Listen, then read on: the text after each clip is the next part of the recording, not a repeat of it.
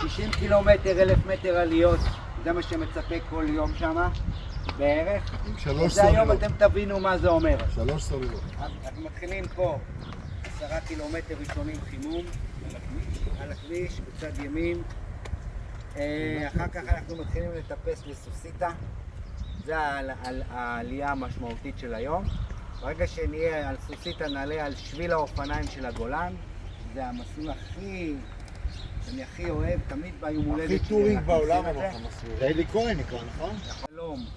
עד לנטור זה 22 קילומטר, אפשר לעשות את זה הלוך חזור.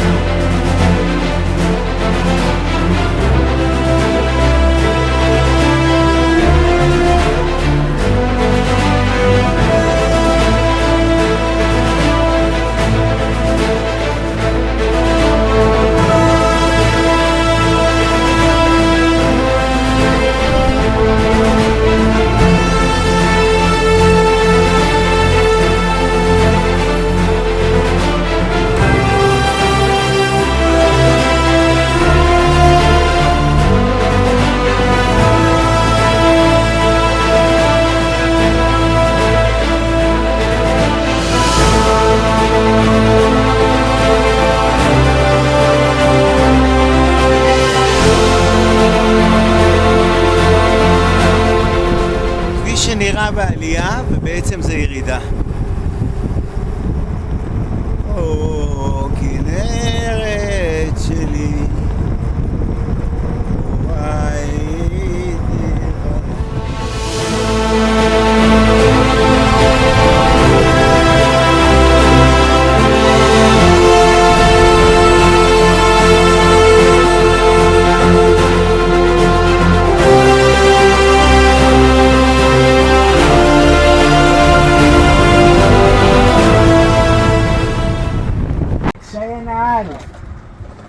שאולי, מחיאות כפיים. תודה רבה. מצטיין שני, עופר רגיב. לא, עופר רגיב. פה אחריך.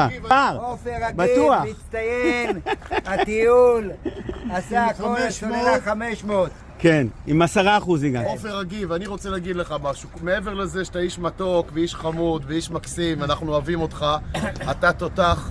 עם בטריה של 500, ביצעת טיול של 78 קילומטר וחזרת עוד עם בטריה, מגיע לך כל המחמאות, אתה תותח על, ואנחנו מכתירים אותך כהתותח שלנו. תודה רבה.